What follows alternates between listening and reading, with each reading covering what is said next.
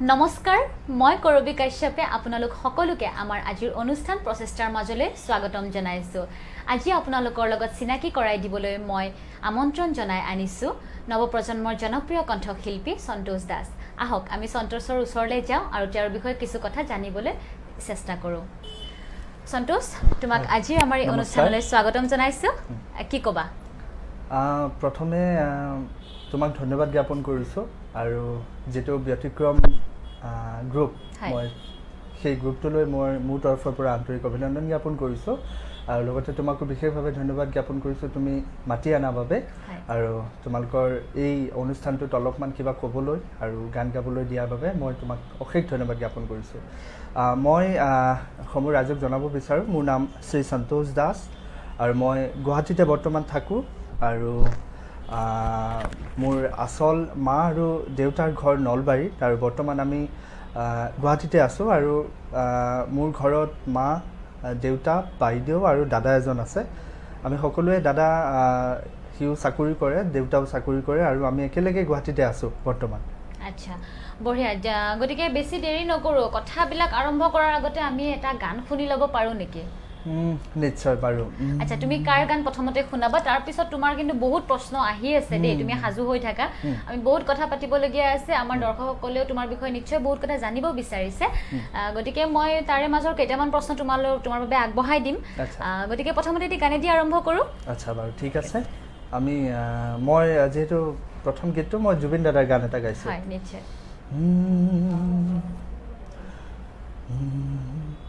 তুমি যেন পপীয়া তৰা আকাশৰ বুৱতী নৈ তুমি যেন আৱৰি ধৰা ভিতৰে বাহিৰে বৈ উশাহৰ গভীৰ পিয়া তোমাতে লিখা জীৱনী তুমি যেন পপীয়া তৰা আকাশৰ বুৱতী নৈ তুমি যেন আৱৰি ধৰা ভিতৰে বাহিৰে বৈ ধন্যবাদ খুব ধুনীয়া হসাই ইমান ধুনীয়া এটি গীতেৰে আমাৰ অনুষ্ঠানটি আৰম্ভ আজি যেহেতু কৰিছো সাগৈ হসাকৈ খুব ভাল লাগিব তেওঁৰ লগত কথা পাতি আৰু তেওঁৰ লগতে আৰু মই কি বুলি কম এতিয়া শব্দৰ কম হৈ গৈছে ইমান ধুনীয়াকৈ গাইছে গীতটি আৰু আমি এতিয়া এটা এটাকৈ প্ৰশ্নবিলাক আৰম্ভ কৰো গতিকে তোমাৰ বাবে মোৰ প্ৰথম প্ৰশ্নটো হৈছে যে তুমি সংগীত জগতত ভৰি দিছা আৰু মই যিমানখিনি জানো তুমি পঢ়িও আছা ঠিক আছে তো তুমি পঢ়াৰ লগতে সংগীতৰ যাত্ৰাটো তুমি কেনেকৈ মিলাই লৈ গৈ আছা হয় তো ক'ৰ পৰা আৰম্ভ কৰিছিলা কেনেকৈ আৰম্ভ কৰিছিলা আৰু লগতে তোমাক এটাও সুধিব পাৰোঁ যে তুমি তোমাৰ সংগীতৰ যাত্ৰাটো তুমি ঘৰৰ পৰা ইনস্পায়াৰ হৈছিলা নে কাৰোবাক দেখি কিনে যে ময়ো গান গাব পাৰিম ময়ো গান গাবলৈ মন যায় এনেকুৱা টাইপৰ কিবা আছিল নেকি বাৰু খুব সুন্দৰ প্ৰশ্ন সুধিছা আচলতে ঠিক কাৰোবাক দেখিয়ে হয়তো ঠিক তেনেকুৱা নহয়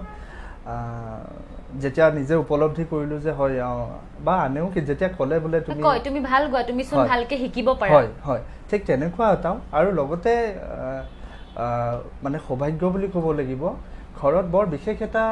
মানে সংগীতৰ পৰিৱেশ যদিও নাছিল কিন্তু মোৰ দেউতা মানে তেখেতক মই গান গোৱা শুনিছিলোঁ আৰু তেখেতে মোক কৈছিলে যে মই নলবাৰী মহাবিদ্যালয়ৰ ছাত্ৰ আছিলোঁ প্ৰাক্তন ছাত্ৰ আছিলোঁ আৰু সেইখন কলেজৰে মই শ্ৰেষ্ঠ গায়কৰ সন্মানো পাইছিলে মহাবিদ্যালয়ৰ সপ্তাহত তেখেতে হেৰিও পাইছিলে চ' তেনেকৈয়ে তেখেতক শুনিলোঁ আৰু তেনেকৈয়ে তেখেতক শুনি আৰু যেতিয়া মোৰ বিশেষকৈ ভাল লাগিছিলে যেতিয়া শিক্ষাগুৰুসকলে স্কুলৰ শিক্ষাগুৰুসকলে যেতিয়া ক'লে যে তোমাৰ সন্তোষ তুমি পাৰিবা তোমাৰ ভইচটো আছে তুমি আগলৈ কাম কৰাচোন বা বৰ্তমান শিকা তুমি তাৰপিছত তুমি নিশ্চয় পাৰিবা তেনেকৈ বহুজনৰ পৰা অনুপ্ৰাণিত হ'লোঁ তাৰপিছত কি কৰিলোঁ মই এইখিনিতে মই নাম ল'ব লাগিব মোৰ মাৰ নামটো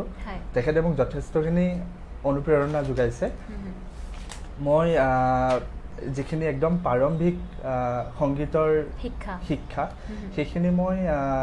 আৰম্ভ কৰিছিলোঁ শিৱসাগৰত থাকোঁতে। আচ্ছা, তুমি মানে শিৱসাগৰতো আছিলা? হয় হয়, শিৱসাগৰত থকাৰ এটা খুব মানে ধুনীয়া কাৰণ এটা আছে। আচলতে মোৰ দেউতা তেখেতে আৰক্ষী বিষয়া। আচ্ছা। চ' আমাৰ খুব 3 বছৰ মূৰে মূৰে খুব পষ্টেড বদলি হৈ থাকোঁ। চ' তেনেকেই তেতিয়া দেউতা চাকৰি জড়িত কাৰণত তেখেতে শিৱসাগৰত আছিলে,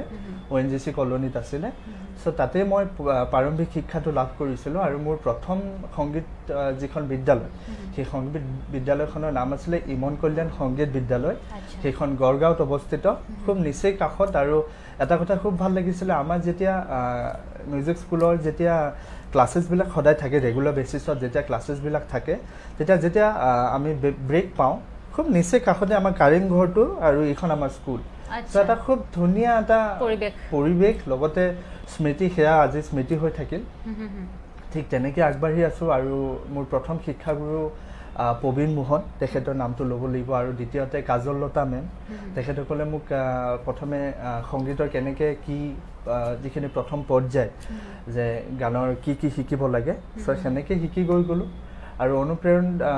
অনুপ্ৰাণিত হৈছোঁ মাৰ পৰা, শিক্ষাগুৰু সেইখিনিৰ পৰা। আৰু মই তেখেতসকলক ধন্যবাদ জ্ঞাপন কৰিছোঁ। আচ্ছা, খুব ভাল লাগিল, সঁচাকৈ খুব ইণ্টাৰেষ্টিং, ভাল লাগিছে। আৰু মানে ঘৰত কোনোবা তেনেকৈ গান তেনেকৈ নেগালেও কিন্তু তোমাক উৎসাহিত সকলোৱে কৰিছিলে। মানে এইটো বহুত বেছি ইম্পৰ্টেণ্ট হয় আমাৰ যিকোনো এটা ক্ষেত্ৰত আগবাঢ়ি যাবলৈ হ'লে। আমাৰ অভিভাৱকসকলে অনুপ্ৰাণিত কৰাটো বহুত ডাঙৰ কথা বুলিয়ে মই ভাবোঁ। ছাপোৰ্টটো লাগিবই, তেতিয়াহে যিকোনো এটা কাম কৰিব পাৰি। গতিকে তোমাৰ এই সংগীতৰ যাত্ৰাটোত নিশ্চয় ভাল বেয়া বহুত অভিজ্ঞতা আছে। তুমি আমাৰ লগত এনেকুৱা শ্বেয়াৰ কৰিব বিচাৰিবা নেকি যিটো তোমাৰ লাইফত সদায় মনত থাকিব বা তোমাৰ মনত পৰি থাকে, ভাল লাগে, যিটো মনত পৰিলে তোমাৰ নিজৰে ভাল লাগে? আচ্ছা, তোমাৰ ভাল অভিজ্ঞতা যদি মই তোমাক সুধিব বিচাৰোঁ, তুমি তোমাৰ লাইফৰ কোনটো মোমেণ্ট তুমি শ্বেয়াৰ কৰিব বিচাৰিবা? আচ্ছা, প্ৰথমতে মই ক'ব বিচাৰিম, আচলতে মই যিহেতু নৱপ্ৰজন্ম, খুব বেছিও হোৱা নাই এতিয়ালৈকে। মই যিখিনি কাম কৰিছোঁ খুব বেছি সংখ্যক কামো কৰা নাই। এতিয়া বৰ্তমান আগলৈ চেষ্টা কৰি যাম, নাজানো কিমান দূৰ আগবাঢ়িব পাৰিম, কিন্তু এটা মনত বিশ্বাস আছে, যিহেতু যদিহে সকলো ৰাইজে যদি মৰম আশীৰ্বাদ জনায় তেন্তে নিশ্চয় আগবাঢ়িব পাৰিম। আৰু মোৰ সংগীতৰ যাত্ৰাৰ এটা ভাল লগা মুহূৰ্ত, মই এটা কথা শ্বেয়াৰ কৰিব বিচাৰিছোঁ। এদিন এখন কবিতা পুথি, সেইখন এলবাম ৱাইজ ৰিলিজ কৰিছিলে। আৰু মোৰ দাদা এজনে ৰিলিজ কৰিছিলে, তেখেতৰ নামটো ভাৰ্গৱ দুৱাৰা। তেখেতক মই লগ পাইছিলোঁ যেতিয়া মই বি বৰুৱা মহাবিদ্যালয়ত পঢ়োঁ, তেতিয়া তেখেতে ছাত্ৰ একতা সভাৰ সাধাৰণ সম্পাদক আৰু মই এজন ছাত্ৰ। আৰু মই কলেজত যোৱাৰ পৰাই মানে গানটো গাইছিলোঁৱে, কিন্তু বিশেষকৈ জড়িত হৈ আছিলোঁ কলেজৰ বিভিন্ন ধৰণৰ মানে সাংস্কৃতিক কামবিলাকত। মই নিজেও মানে গান নাগালেও কিছুমান কামবিলাক কৰি দিওঁ। চ' ঠিক তেনেকৈ লগ পালোঁ দাদাজনক। দাদাজনে এদিন মোক ক'লে যে সন্তোষ, তুমি এটা কাম কৰিবা, তুমি আহিবাচোন, 2টামান গান গাবা। তাৰপিছত মই গ'লোঁ তাত অতিথি ৰূপে মানে নিমন্ত্ৰণত বহুকেইগৰাকী আমাৰ অসমৰ সন্মানীয় মানে জনপ্ৰিয় কণ্ঠশিল্পী কেইজনীমান আছিলে বা কেইজনমান আছিলে। তাৰ ভিতৰত মই তাতে প্ৰিয়ংকা ভৰালী বাইদেউ আছিলে। তাৰপিছত মই নাজানো, তেখেতৰ গন্তব্যস্থানতে বহি আছে, তেখেতৰ গানবিলাক গাই আছে। যেতিয়া মোৰ বাৰীটো আহিল, যেতিয়া মোৰ দাদাজনে ক'লে যে সন্তোষ, তুমি আহা, তুমি গান দুটা গোৱাহি। সেইটো এটা খুব ভাল লগা মুহূৰ্ত আচলতে। মই তেতিয়া অসমীয়া গীত গোৱা নাছিলোঁ, তেতিয়া মই 2টা হিন্দী গীত গাইছিলোঁ। চ' তাৰপিছত মই গানটো গাই উঠি আহিলোঁ, আহি বহিলোঁ। তাৰপিছত কিবা কিবি খাব দিলে। তাৰপিছত যেতিয়া দাদাজনে মোক চিনাকি কৰাই দিছে যে বাইদেউ, ইয়াৰ নামটো সন্তোষ, সি আমাৰ কলেজতে পঢ়ে, গান চান গায়, সি খুব ভালো গায়। চ' তেতিয়া বাইদেউ কৈছে বোলে, তই মোক শুনিলোঁ তাৰ ভইচটো, তো ভালেই লাগিছে তাৰ ভইচটো। তেতিয়া মোক এটা বাইদেউ বৰ ধুনীয়া এটা সুবিধা দিছিলে। আচলতে মই নিজকে সৌভাগ্য বুলিও ভাবোঁ,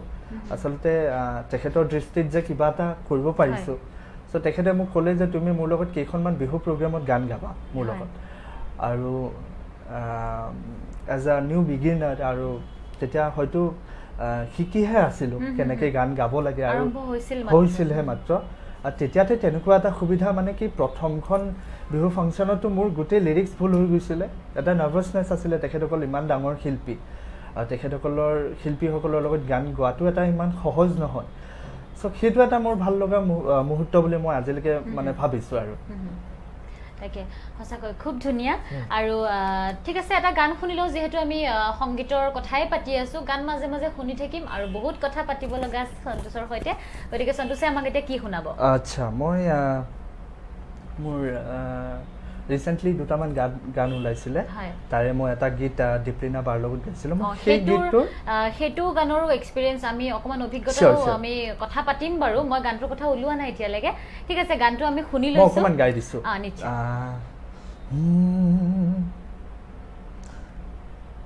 অনাবিল মৰম প্ৰিয় আবেগৰ প্ৰিয় হোৱা তুমি পৰাণ বিচাৰো প্ৰিয় তোমাৰ সান্নিধ্য এধানি গল্প প্ৰিয় আদৰৰ অজানা মোৰ মনৰে চিনাকি হোৱাৰ হেঁপাহ ধন্যবাদ খুব ধুনীয়া গীতটো তুমি দীপলিনা বাৰ লগত গাইছিলা দীপলিনা বাৰ লগত গাইছিলোঁ আৰু লিখা সুৰ কোনে কৰিছিলে মই গীতটো কৈছোঁ এটা খুব ধুনীয়া গীত আৰু মোৰ আচলতে ক্লাছিকেল মই এইখিনিতে তোমাক ক'ব বিচাৰিম যে মোৰ সেইটো এটা জনাৰ মানে মেলোডি গাই খুবেই ভাল পাওঁ আৰু নিজকে হয়তো ক'ৰবাত ঢুকি পাওঁ বা বুজি পাওঁ এইটো জনাৰত চ' সেই গীতটো লিখিছিলে ভাৰ্গৱ দুৱৰা দাদাই তেখেতে খুব ধুনীয়া তেখেতৰ অলপ কবি মানে কাব্যিক তেখেতৰ হেৰি আছে মই তেওঁক দাদা বুলিয়ে মাতো খুব ভাল তেওঁ বিবৰুৱা কলেজৰ আছিলে তেওঁ ব্যক্তিগতভাৱে লগো পাইছোঁ তেওঁ নিজেও এগৰাকী সাংবাদিক আৰু বৰ ধুনীয়াকৈ লিখা মেলাখিনি কৰি থাকে চ' তেখেতে লিখিলে তেখেতে ক'লে যে সন্তোষ এটা বৰ ধুনীয়া গান লিখোঁ দিয়া তোমাৰ বাবে তেখেতে লিখিলে তাৰপিছত সুৰ যেতিয়া সুৰৰ কথালৈ আহিছোঁ সুৰত বহুকেইটা গীত শুনিলোঁ মানে গানটোৰ ওপৰত ভিত্তি কৰি বহুকেইটা মানে গীত শুনিলোঁ কিন্তু প্ৰথম অৱস্থাত ভাল লগা নাছিলে শেষত মোৰ গীতটো মানে মই অনিচ্ছাকৃতভাৱে হ'লেও মানে ভাবিছোঁ কি কৰা যায় মই নিজেও এবাৰ চেষ্টা কৰি চাওঁ কিন্তু আচলতে মই কি ভাবোঁ আচলতে সুৰ দিয়া কথা লিখা আচলতে আমি যেনেকৈ গীত গাওঁ ঠিক তেনেকৈ হয়তো মই বিশ্বাস কৰোঁ এটা মোৰ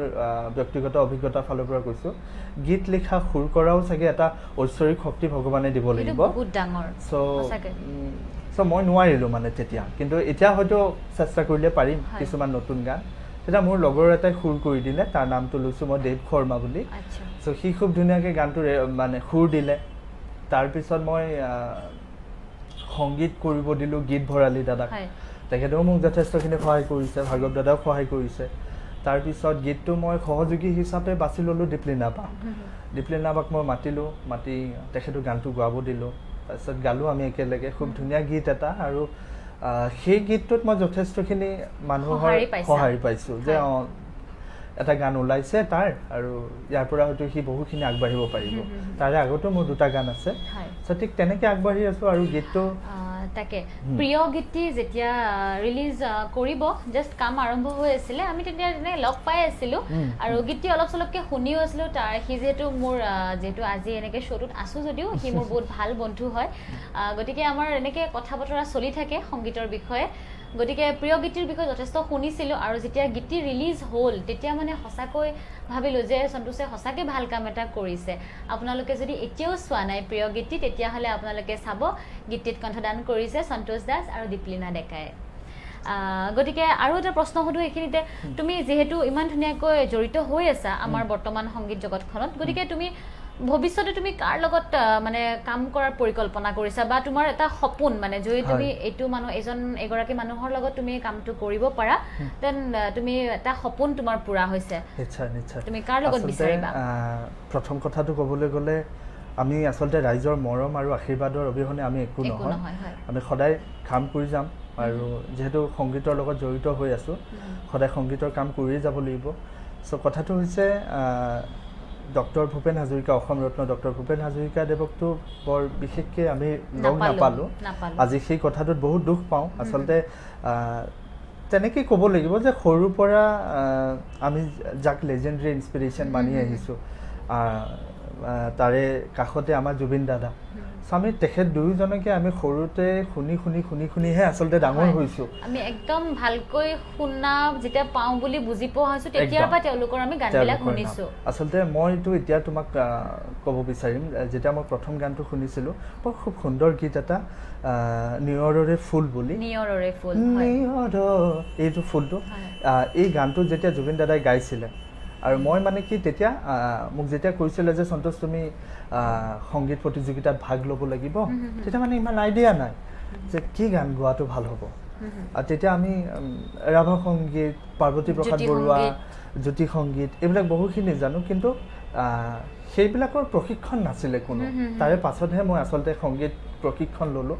তো তেতিয়া মানে কি মই শুনি থকা গান এটা মই মাক কৈছিলোঁ যে মা এই গানটো গাই দিওঁ দিয়া চ' ঠিক তেনেকুৱা শুনিয়ে ভাল লগা আৰু গীতটো হয় চ' ঠিক তেনেকুৱা আচলতে দুয়োজনকে শুনি আহি আছোঁ আৰু ডাঙৰ হৈছোঁ এতিয়া কথাটো হ'লে মই বিশেষভাৱে আচলতে মোৰ ভাষাত ক'ব গ'লে সাৰ্থক আচলতে সেইদিনাখন হ'ম যেতিয়া আমাৰ যিখিনি আজি যিজন লিভিং লেজেণ্ড জুবিন গাৰ্গ তেখেতৰ দৰে এজন মহান শিল্পী মই তেখেতক খুবেই শ্ৰদ্ধা কৰোঁ আৰু তেখেতক অনুসৰণো কৰোঁ যথেষ্টখিনি ফ'ল'ও কৰোঁ চ' তেখেতৰ লগতে ভৱিষ্যতে যদি ভগৱানে আশীৰ্বাদ কৰে আৰু যদি কেতিয়াবা যদি কিবা সুবিধা পাওঁ নিশ্চয় কৰিম আৰু সেইদিনাখনে মই ভাবিম যে অলপমান ছেটিছফাই হৈছে জীৱনত আচ্ছা ঠিক আছে আমি গম পালোঁ সন্তোষৰ মানে জুবিনদাৰ লগত কাম এটি কৰাৰ খুব ইচ্ছা এটা আছে আৰু আমিও তোমাক শুভেচ্ছা জ্ঞাপন কৰিছোঁ নিশ্চয় পূৰণ হ'ব ভালদৰে কামখিনি খালি কৰি যোৱা কিন্তু মই এইখিনিতে তোমাক আৰু এটা কথা কওঁ জুবিন দাদাক মই লগহে পোৱা নাই জানানে ইমান মানে সকলোৱে লগ পায় বহুত বেছি ব্যস্তও হয় সেইটোতো ক'বই নালাগে বহুত বেছি এভেইলেবলো হয় কিন্তু সকলোৰে বাবে মই এটা কথা কি ভাবোঁ মাজতে কেতিয়াবা ভাবোঁ আৰু যে সকলোৱে লগ পায় মই কিয় নাপাওঁ চ' সেইটো এটা বৰ একো নাই চাগে তোমাৰ কাৰণে তেনেকুৱা এটা সময় ৰৈ আছে যিটো সময়ত তুমি ভালদৰে লগ পাবা আৰু কি ঠিক তুমি ডাইৰেক্ট কামৰ মাজেদি তুমি একেবাৰে লগ পাই যাব পাৰা কিন্তু ভাল লগা কথাটো হ'ল মই তেখেতৰ লগত ফোনত কথা পাতিছোঁ কিন্তু তেখেতৰ লগ পোৱা নাই আচ্ছা চ' সেইটো এটা নিশ্চয় লগ পাবা ঠিক আছে তাকে এটা পাৰ্চনেল কুৱেশ্যন কৰোঁ সন্তোষৰ কাৰণে প্ৰেম কি বা গাৰ্লফ্ৰেণ্ড আছেনে নাই গাৰ্লফ্ৰেণ্ডটো বৰ্তমান নাই মই তোমাক সঁচা কথা কৈছোঁ আচ্ছা মাহঁতেও ইণ্টাৰভিউটো চাবতো সেইটো কাৰণে মিছাও ক'ব পাৰে নহয় আচলতে মাহঁতে বুলি নহয় আচলতে যিটো সত্য মই সেইটো সত্যটোৱে কৈছোঁ আছিলে ভালপোৱা হয়তো সকলোৰে জীৱনলৈ আহে আৰু ভালপোৱাৰ আচলতে সংজ্ঞা দিবলৈ গ'লে অলপ কঠিনে দিয়া আচলতে কি জানানে মোৰ জানো এনেকুৱা হৈছে নেকি কেতিয়াবা ভাল লাগে কেতিয়াবা বেয়া লাগে আৰু কিন্তু এটা কথা কওঁ যদি পৃথিৱীত কিবা যদি পবিত্ৰ বস্তু আছে সেয়া হৈছে প্ৰেম ভালপোৱা কাৰণ হিংসাৰ ক'তো স্থান নাই আজি তুমি জানাই যে আমাৰ সমগ্ৰ বিশ্বৰ লগতে তথা আমাৰ অসমতো যি এক মানে ভয়ংকৰ পৰিস্থিতি হৈ আছে যিটো সাম্প্ৰতিক পৰিৱেশ আচলতে মই যদি এটা মোৰ ব্যক্তিগত ফালৰ পৰা ক'ব যাওঁ হিংসাৰ পৰা আৰম্ভণি হোৱা নাই জানো ঠিক তেনেকুৱা এটা যে ক'বাৰ পৰা বস্তু আহিছে কিবা আহিছে কিন্তু আমি ভুক্তভোগী আজি গোটেই বিশ্ব চ' সেইকাৰণে মই এটা কথা ভাবোঁ যদি পৃথিৱীত সকলো ফালে যদি আমি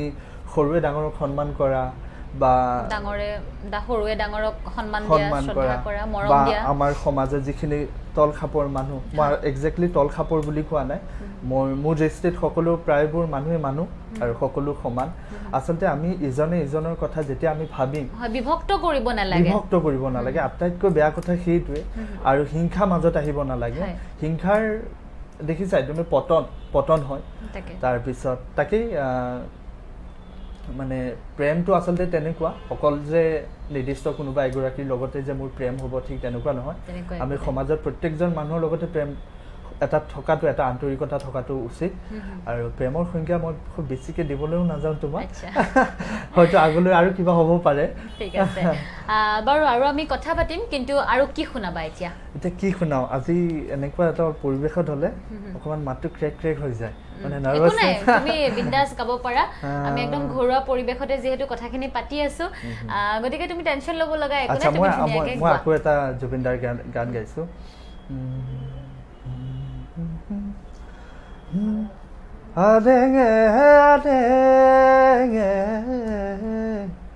আছো যে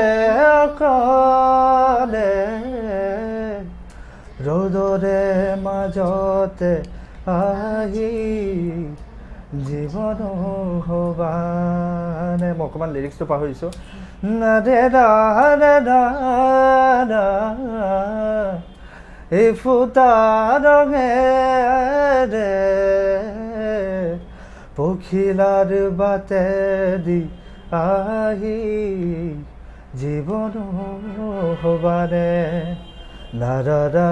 ৰে ৰাদা উঠতে তুলি পুখুৰী যাৰ ধাননি নাচে বাউলি পোহৰৰ চিয়াহিতে পৰিছে চিটিকি আকাশে দিয়া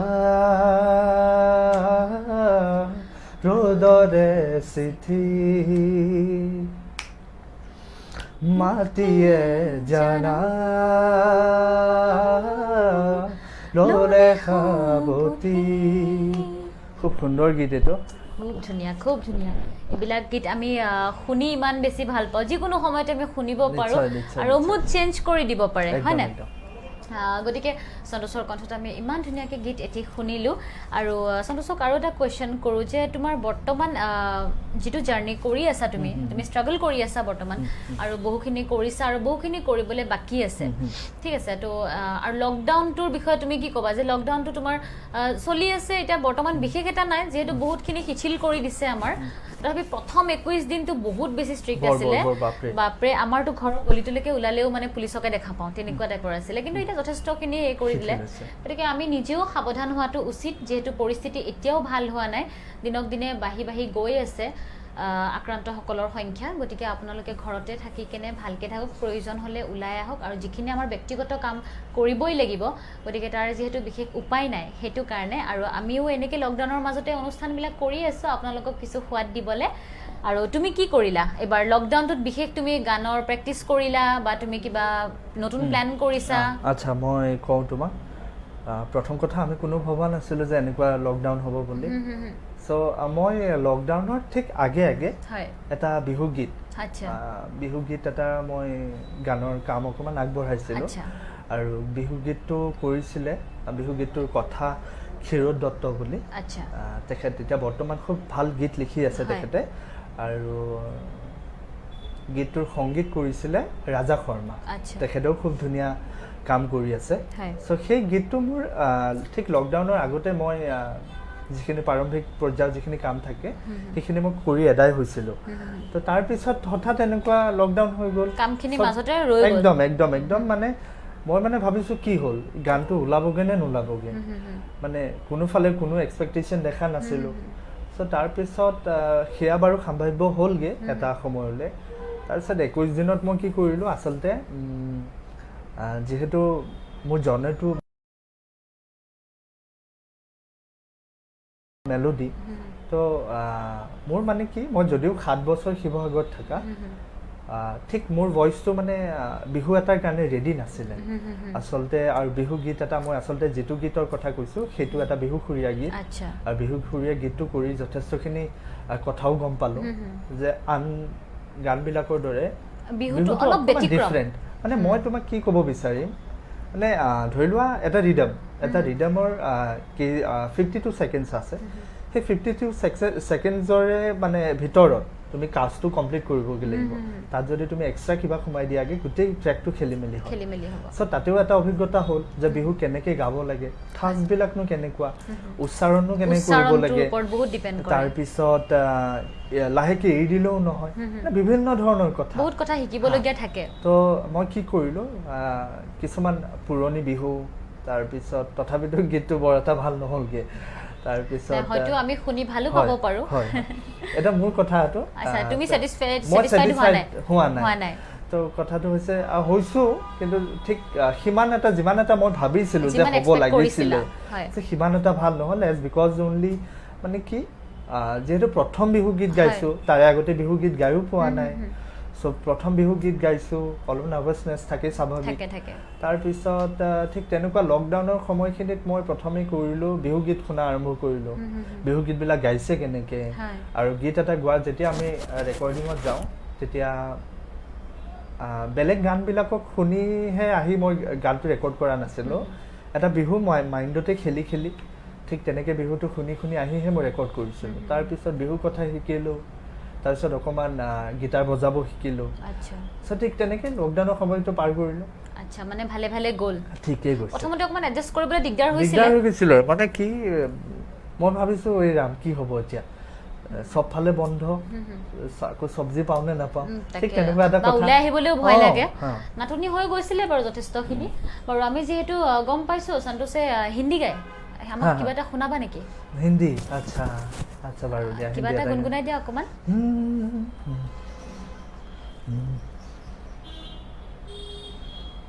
तू ही है मुझको बता दे, चाहूँ मैं आना, अपने तू दिल का पता दे, चाहूँ मैं आना, तू ही है मुझको बता दे, चाहूँ मैं आना, अपने तू दिल का पता दे, चाहूँ मैं आना। Thank you. বঢ়িয়া, তাকে ভাল লাগিলে ইমান ধুনীয়াকৈ গানবিলাক গাইছে, আৰু যিহেতু আমি তেওঁৰ লগত কথাও পাতি আছোঁ, তেওঁৰ বিষয়ে জানি আছোঁ, তো তোমাৰ কিবা প্লেন আছে নেকি যে তুমি বাহিৰত গৈ আৰু তুমি সংগীতৰ ওপৰত কিবা মানে ষ্টাডি কৰিবা, বা তোমাৰ পৰিকল্পনা আছে নেকি তেনেকুৱা? ঠিক তেনেকুৱা নিশ্চয় আছে বৰ্তমান। হয়, আছে তেনেকুৱা। আৰু মই ভাবোঁ সকলোৰে হয়তো জীৱনত সপোন থাকে। আচলতে সপোনটো আচলতে মই ভাবোঁ সপোন দেখাৰ হয়তো সকলোৰে অধিকাৰ আছে, আৰু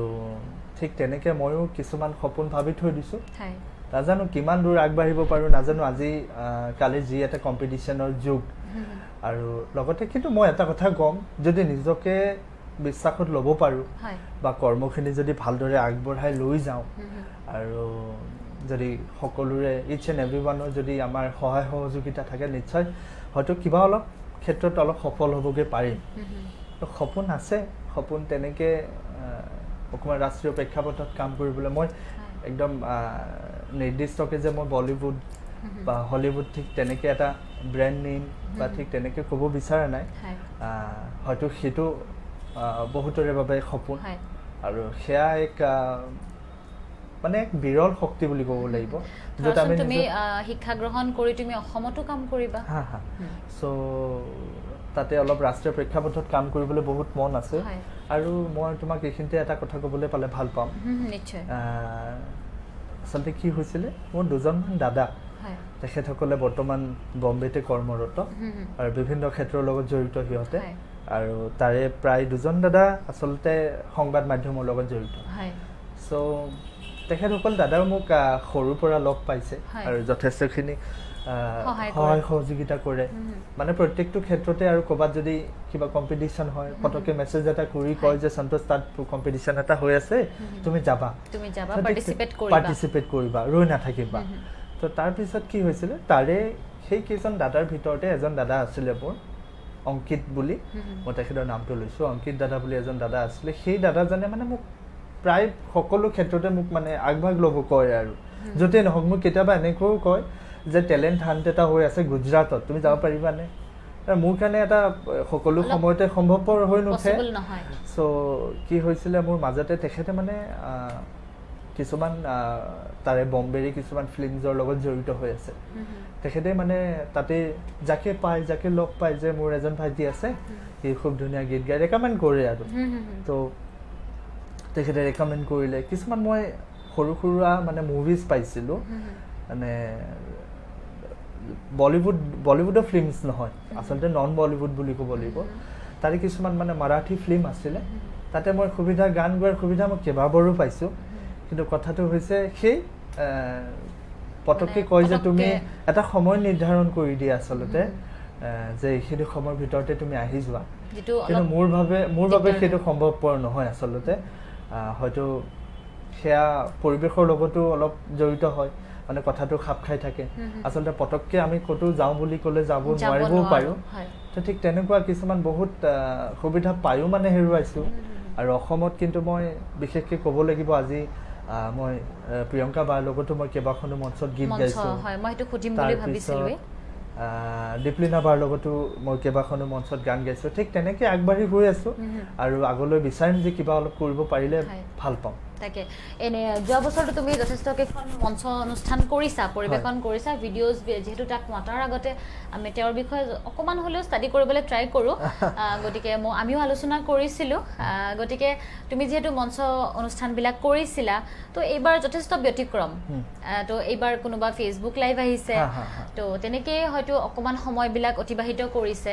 যে যোৱা বছৰ যেনেকৈ ঘূৰি ফুৰি কেনে ইঠাইৰ পৰা সিঠাইলৈ যোৱা যিমান ভাগৰ লাগিলেও সেইটো অনুভৱ নহয় হয়নে মানে গান গোৱা যিখিনি সময়ত আমি গাই থাকিম যেতিয়া আমি ৰাইজৰ মাজত যাম ৰাইজক দেখা পোৱাৰ পিছত সেইটো ভাগৰ নাথাকে আচলতে বৰ বেলেগ শক্তি বুলি ক'ব লাগিব বেলেগ শক্তি এটা ঐশ্বৰিক শক্তি এটা আহি যায় যেটো মানে একো বস্তুৰ লগতে কম্পেয়াৰ কৰিব নোৱাৰি আৰু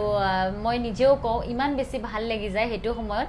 ষ্টেজৰ পৰা নমাৰ পিছত আৰু ভাগৰ লাগিব তুমিতো ভালকে গম পাবা তুমি এগৰাকী কণ্ঠশিল্পী আৰু মই আপোনালোকক ক'ব বিচাৰিম তাই খুব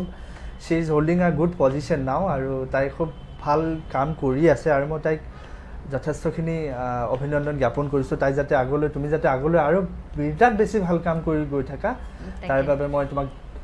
অভিনন্দন দিছোঁ বহুত বহুত ধন্যবাদ সন্তোষ আমি একচুয়ালি লগো পাই থাকো মাজে মাজে একেলগে অনুষ্ঠান পৰিবেশনো কৰিছো তাই তোমাৰ লগতো মই প্ৰগ্ৰাম কৰিছো আমি একেলগে খানাপাৰাত আছুৱে পতা এখন আমাৰ অনুষ্ঠান আমি একেলগে ষ্টেজখন শেয়াৰ কৰিছিলো একেলগে তাৰ পিছতে আমি আৰ্য কলেজৰ থিম সং এটা আমি একেলগে গাইছিলো যোৱা বছৰ যেটো ৰেকৰ্ড হৈছিলে ভিডিও শুট হৈছিলে হেতু আমি একেলগে কাম কৰিছিলো তাৰ পিছত তেনেকৈ মাজে মাজে লগ পাই থাকো আমি শ্ব' কৰিছো গণেশগুৰিটো এখন কৰিছিলো তেনেকৈ মাজে মাজে সংগীতৰ জৰিয়তে হওক এটা ভাল বন্ধুত্ব স্থাপন হৈছে আমাৰ মাজত আৰু এই বন্ধুত্ব অটুট থাকক সদায় থাকক আৰু হেতু ভাবে আজি তোমাক ইয়ালে বিচাৰিলো ভাল লাগিল তুমি আহিলা আৰু যেহেতু সময় আমাৰ যথেষ্টখিনি কম গতিকে শেষত তুমি আমাক কি শুনাবা আৰু কি শুনাই বিদায় লবা কি শুনাই বিদায় লওঁ তোমাৰ ভাল লগা তুমি যি ভাল পোৱা ঠিক আছে গোৱা কিবা এটা বৰ্তমান তোমাৰ যেটো মনত আহি আছে তুমি যদি তোমাৰ বিহুটো গাব বিচাৰা বিহুটো গাই দিব পাৰা বিহুটো গাই দিছো বিহুটা খুব ধুনীয়া বিহু হাই হাই ঐ তুমি পঢ়া কলেজত হাই হাই ঐ ময়ো নাম লগালো হাই হাই ঐ বিএ পাছ কৰিলো হাই হাই ঐ চাকৰি নাপালো ঘৰলৈ আহি মই জানৈ খেতিতে ধৰিলো তিনিআলিৰ মূৰতে জানৈ দোকান এখন খুলিলো ধন জমা কৰি তোমাক আনিম বুলি এইবাৰ মই ভাবিছো জানৈ এবাৰ মই ভাবিছো জানৈ এবাৰ মই ভাবিছো ধন্যবাদ বঢ়িয়া যেহেতু অকণমান সময় আছে গতিকে তোমাক আৰু এটা তুমি আৰু বৰ্তমান কি প্ল্যান কৰি আছা বৰ্তমান আৰু তুমি ধৰাচোন এতিয়া লকডাউনটো লাহে লাহে পৰিস্থিতি যেটো ভালৰ পিনে আহিলে আৰু নতুনকৈ কামবিলাক যেটো আৰম্ভ হৈছে অলমোষ্ট ষ্টাৰ্ট হৈ গৈছে সব কাম তো গতিকে আৰু তুমি এতিয়া নতুনকৈ কি কাম আৰু হাতত লম বুলি ভাবিছা তুমি কিবা প্ৰজেক্ট তুমি আৰু হাতত লৈছা নেকি আসলতে মোৰ কেইটামান গীত ওলালে আৰু যেটো নেক্সট এটা প্ৰজেক্ট মই ভাবিছো এটা খুব ধুনীয়া আধুনিক মেলোডি সং এটা কৰাৰ আৰু মই এনে ভাবি থৈ দিছো যে গীতটো মই তোমাক কৈছো আজি সকলো আছে চাৰণ মহন্ত বুলি যেখেত সংগীত পৰিচালক মই তেখেতৰ দ্বাৰা মানে এটা গীত কৰাৰ খুব ইচ্ছা আছিল আৰু বৰ্তমান সময়ত তেখেতৰ সংগীতবিলাক বৰ ভাল লগা সংগীত মনটো খুব ভাল লাগি যায় তো তেখেতৰ খুব ইউনিক আৰু খুব ভাল কাম কৰি আছে কনসেপ্টবিলাক ভাল So মই তেখেতৰ লগত এটা গীত কৰাৰ কথা ভাবি আছো আৰু সময়ৰ লগতে মই সকলোলৈ আগবঢ়াই দিম গীত আচ্ছা আমিও যথেষ্ট আশাবাদী তেওঁ ইমান ধুনীয়াকৈ কামবিলাক কৰি আছে আৰু আগন্তুক দিনতো আমি তেওঁৰ পৰা আমি গান যথেষ্ট আশা কৰিব পাৰো ভাল ভাল আমাক উপহাৰ হিচাপে দি থাকিব আৰু লগতে আপোনালোকক কওঁ যে আমাৰ অনুষ্ঠানটো আৰু বেছি দীঘলীয়া নকৰো এইখিনিতে আমাৰ এই অনুষ্ঠানটি আপোনালোকে চাব পাৰিব আমাৰ ফেচবুক পেজ ব্যতিক্ৰম গ্ৰুপ যেটো আপোনালোকে ফলো কৰি থৈ দিব লগতে গোটেই সম্পূৰ্ণ ভিডিওটো আমি ইউটিউব চেনেলতো আপলোড কৰিম যেটো আমাৰ আছে ব্যতিক্ৰম ডিজিটেল বুলি গতিকে আপোনালোকে সম্পূৰ্ণ ভিডিঅ'টো আপোনালোকক আমি তাতেই আপলোড কৰিম আপোনালোকে চাব পাৰিব আৰু আপোনালোকৰ বন্ধুবৰ্গৰ মাজত নিশ্চয় শ্বেয়াৰ কৰিব আৰু সন্তোষক এইখিনিতে ধন্যবাদ জ্ঞাপন কৰিব বিচাৰিছোঁ আৰু শেষত তুমি আমাৰ ব্যতিক্ৰম গ্ৰুপৰ ফালক কিবা ক'ব বিচাৰিবা নেকি যিহেতু আমাৰ একদম নতুন অনুষ্ঠান নিশ্চয় নিশ্চয় মই প্ৰথমে ক'ব বিচাৰিম যিটো এটা প্ৰচেষ্টা এই প্ৰচেষ্টাটোক মই অনুষ্ঠানটোৰ নামেই প্ৰচেষ্টা আমাৰ নেকি আচ্ছা ন মই ভাবি আছো ব্যতিক্ৰম বুলি আচ্ছা সেইটো আসলে গ্ৰুপটোৰ নাম চাগে আমাৰ গ্ৰুপটোৰ নাম হয় আচ্ছা যেহেতু যি কি নহওক মই তোমালোকৰ যেটো এটা প্ৰচেষ্টা সেই প্ৰচেষ্টাটোক মই যথেষ্টখিনি সন্মান দিছো আসলতে আমাৰ দৰে উঠি অহা প্ৰজন্মবিলাক কিবা এটা কৰাৰ সুবিধা বা নিজকে অকমান মানুহৰ আগত দাঙি ধৰাৰ কাৰণে বা মানুহক চিনাকি দিয়াৰ কাৰণে যি এটা প্ৰচেষ্টা লৈছে মই তাৰে শলাগ লৈছো আৰু সমূহ কৰ্মকৰ্তা মই এই ব্যতিক্ৰম ডিজিটেলৰ যিমান কেইজন সমূহ কৰ্মকৰ্তা আছে মই তেখেতসকললৈ অভিনন্দন জ্ঞাপন কৰিছো লগতে তোমাক আসলতে তোমাৰ লগত বাহিৰত বহুত বেলেগকে কথা পাতিম বাৰু কিন্তু আজি এইখিনি সময়ৰ কাৰণে তুমি মাতিলা অশেষ ধন্যবাদ জ্ঞাপন কৰিছো তোমাক ঠিক আছে এইখিনিকে সন্তোষকো মোৰ ফালৰ পৰা বহুত বহুত ধন্যবাদ জ্ঞাপন কৰিছো বৰ্তমান এইখিনি এনেকুৱা এটা পৰিস্থিতিৰ মাজতো সি ইমান দূৰৰ পৰা আহি কিনে মোৰ লগত এইখিনি সময় কটোৱাৰ বাবে আৰু আমাক ইমান ধুনীয়াকৈ কথাবিলাক ধুনীয়াকৈ বিতংভাৱে বুজাই দি কিনে আৰু গীতসমূহ শুনোৱাৰ বাবে এইখিনিতে আপোনালোকৰ মাজৰ পৰা মই কৰবী কাশ্যপে বিদায় লৈছো আন এটি অনুষ্ঠানত পুনৰ লগ পোৱাৰ আশাৰে ধন্যবাদ